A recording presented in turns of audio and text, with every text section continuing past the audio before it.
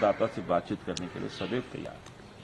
नहीं, बातचीत करने के लिए तैयार का तो कोई मुझे बेसिस दिखता नहीं है। आपको याद होगा जब 3 काले कानूनों के खिलाफ किसान दिल्ली के बॉर्डर पर पूरे देश भर में खड़ा हो गया था, तो इनको शुरू में तो ये बात ही नहीं कर रहे थे, और जब बात भी शुरू की तो बहुत लंबा लगा, और अंततः इन्होंने वही किया जो किसान चाहते थे। उस समय इनकी हट या जिद दिखी, वो जिद लंबी चली, एक अहंकार दिखा सरकार में। बहुत इन्होंने कोशिश की कि तीनों काले कानून पर पूरे देश में किसानों को बदनाम करें, जैसे पूरा किसान ही लगा हुआ है देश का विरोध करने में कि ये किसान पैसे वाले हैं, पिज्जा खाते हैं, मर्सिडीज में आते हैं। जब इस बार फिर किसान सामने आया है और 2 या 3 मुख्य बिंदुओं को लेकर सामने आया है, स्वाभाविक है ना कि किसान का अपना जो अनुभव रहा है पिछले 3-4 साल में, और जो एक तरीके से इन्होंने सीधा तो नहीं पर वैसे इन्होंने एक अंदेशा दिया था कि एमएसपी पे हम अच्छी तरह से रेट बढ़ाएंगे, आपकी आमदनी बढ़ाएंगे, उसमें कहीं कोई फर्क नहीं पड़ा है। तो विवश हो गया है किसान जो है सड़क पर आने पर। किसान कोई बहुत मन से सड़क पर नहीं आता है जब तक विवश नहीं होता है। उस पर भी जो बातचीत हो रही है उसमें हमें कहीं निष्ठा नहीं दिख रही है सरकार की। भाई आप बातचीत करो, या आप कह रहे हैं कि हम अन्नदाता से बातचीत करेंगे, तो पिछले 5-7 दिन में फिर बातचीत का कोई हल क्यों नहीं निकला है? कुछ तो निकला होता ना, कुछ तो भाई चलो ये होता कि अच्छा 10 बिंदुओं से 4 पर हमारी बातचीत हो गई, इस पर क्लियर हो गया, या सरकार ने कहा ये 3-4 हम नहीं मानेंगे। ये जो एक लंबा सतत चलता चला जा रहा है, द्रौपदी की चीर की तरह खिंचता चला जा रहा है, इसका क्या मतलब है? ऐसा तो कोई है नहीं कि बड़ी पेचीदगी वाली इनकी कोई डिमांड है।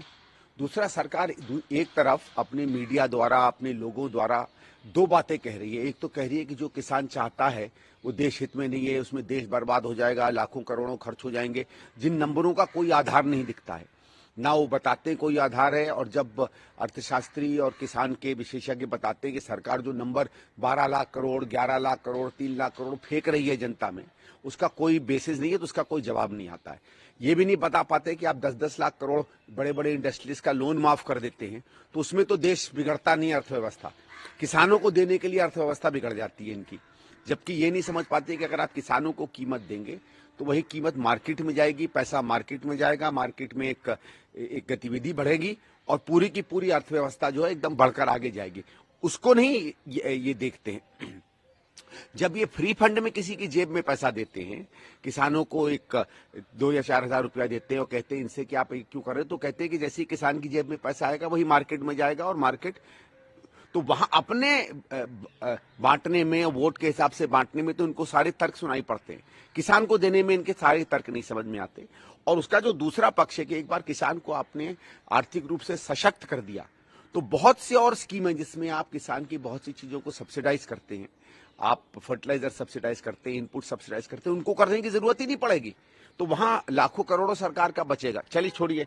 दूसरा ये तर्क है कि बार बार आप कभी उनको खालिस्तानी कह रहे हैं, कभी आप उनको आतंकवादी कह रहे हैं, कभी आप उनको ऐसे लोग कह रहे हैं कि जो सड़क पर आकर उपद्रव मचाते हैं, देश हित में नहीं है, पैसे वाले हैं, बड़े बड़े करोड़पति हैं। तो आप अगर अच्छे मन से किसी को नहीं मिलते हैं और उस आदमी पर हमेशा दोष मढ़ते रहते हैं, उस पर हमेशा आप मानिए कि किसी हर तरीके के नाम से उनको आप कहते रहते हैं, तो किस कॉन्फिडेंस में बात होगी? आप अगर सामने वाले का सम्मान ही नहीं करेंगे तो मुझे नहीं लगता सरकार में कहीं भी कोई निष्ठा है या कुछ भी काम करने का कोई मन है इनके बीच में।